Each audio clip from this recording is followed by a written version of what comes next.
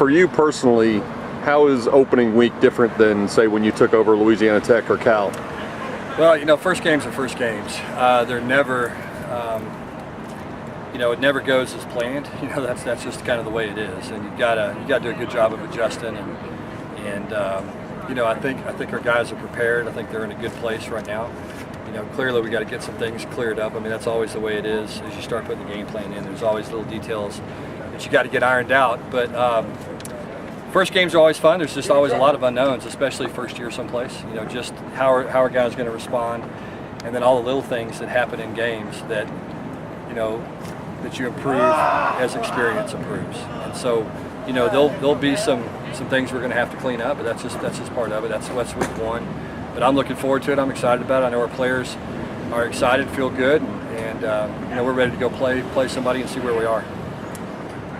Is there any advantage at all in the fact that North Texas hasn't seen these players playing under you and your staff? Yeah, I mean, I think there's always a little bit of that. I mean, I think sometimes that's overrated a little bit, but they've got every single game film that I've coached in, every single game film that Kevin Kane's ever coached in, every single game film that Rhett Lashley's ever coached in. And so, there's really not too many secrets in football, just because, plays are plays, and guys have a tendency to do what they do. And but yeah, there'll be some nuances and some things that are probably a little bit different than what they've seen or what they expect.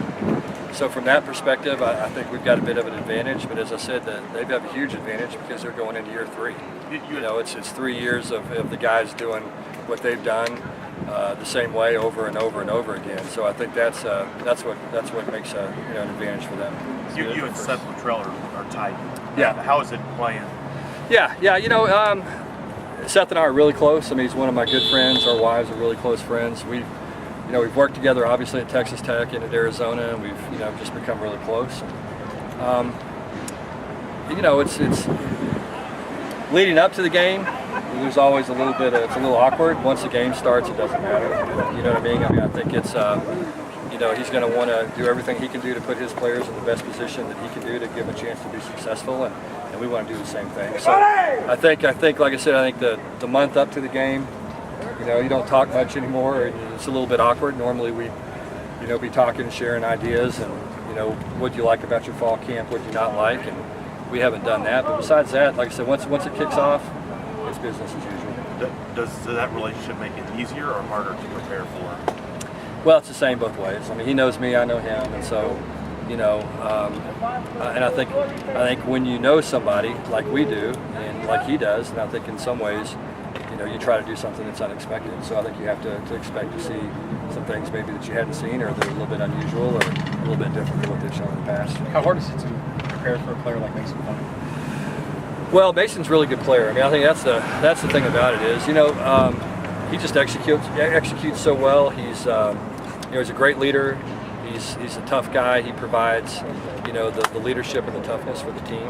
When you go look at the last second games that they've won last year, he made a ton of plays down the stretch that helped them win the ball game, and that's what really great players do. They make plays in crunch time. They have a tendency to make the play at the time to give him a chance to win, and that's what he's done over and over and over again. So he's that's what you worry about with him. He's a really accurate thrower. He's hard to find in the pocket. He's a good athlete, moves around well, and they've got a good scheme. Based on what you saw of Phil last year and then in camp now, where is the defense improved, do you think? Well, I mean, on paper I think we're improved, but that's on paper. We got to get out there on Saturday and prove it. I think that's the mindset that these guys have had. I don't think they necessarily feel great about their performance last season, and they're hungry. They've had a toughness and a mental toughness this entire fall camp, and I've been really impressed with their approach. Just the maturity that those guys have shown, and you can tell that they're ready to wash away last year and some of the struggles they had, and really want to show everybody that they're better than they showed last season. Speaking of last year, one of the staples of the team was the offense. What do you think the identity of this year's team going to be, in your opinion? Well, I mean, it just depends. I mean, the thing about it is we want to be able to have the kind of team that it changes week to week. There's going to be times when we play, people that force you to run the ball, and we want to be able to run it. And then there's going to be other times when you play people that are going to stack the box and force you to throw it, we want to be able to throw it. I mean, that's what you want to do to be really good in college football now. You have to have some diversity in your offense. You've got to be able to run it. You got to be able to convert third and short. You got to be able to run the football when you get down the goal line and in the red zone.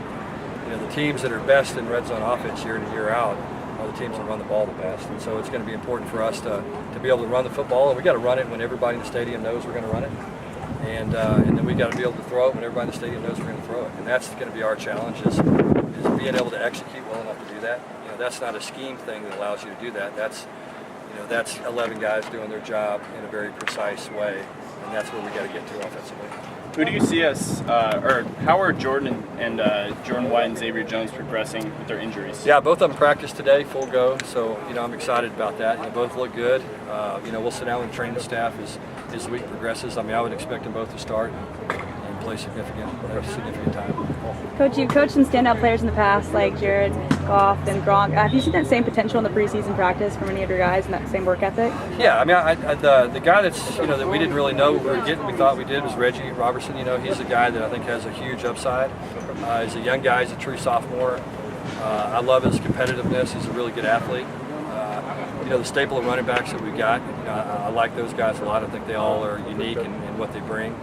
I'm starting to like what I see from our linebackers defensively. Kyron Mitchell just keeps showing up the more reps he gets. Trevor Dembo's been really solid through the spring and through fall camp. I really like those guys. Richard Moore, I'm excited to watch him play. I know he's hungry after sitting out a year. And so there's some guys that are standouts, and obviously Jordan Wyatt on the back end as well. So, we need to develop some guys up front. I think that's going to be big for us on both sides of the ball. Is really get settled in the offensive line, play with a lot of physicality in the offensive line, and do the same thing up front defensively. What do you think Richard Moore brings to the table for all this year? Well, I mean, he's a really good athlete. He's a good athlete. He's a good tackler. He's one of those guys that's got good instincts. Instincts are so important for linebackers, and that's really a position that guys have a knack for playing, and he just has a knack for the football. He knows where it's going before it's going here. And I think that's the biggest thing he brings. And, he's a good athlete, he runs good, he's a good tackler, plays with a lot of toughness. You talked about Mason Fine. Is he the hardest piece of North Texas to simulate in practice? And if not, what is? Well, I think just their ability to execute. That's what they do. Is they do a great job of taking what you give them, and they put a lot of pressure on you defensively because they don't mess up. They do their jobs, and they do it well, and they do it with precision. He gets the ball out on time, he throws it to the right spot. They've got a really good receiver core. 3 guys that can run, that have been experienced, they've caught a lot of balls. And so, when you sit down and you look at them, I mean, that's what puts pressure on you defensively, is just their ability to execute. And, and what happens when they do that is they force you to come up and take away the short stuff, and then they're good enough and athletic enough to go over the top. We got to do a good job of limiting big plays and making sure that we take care of our assignments.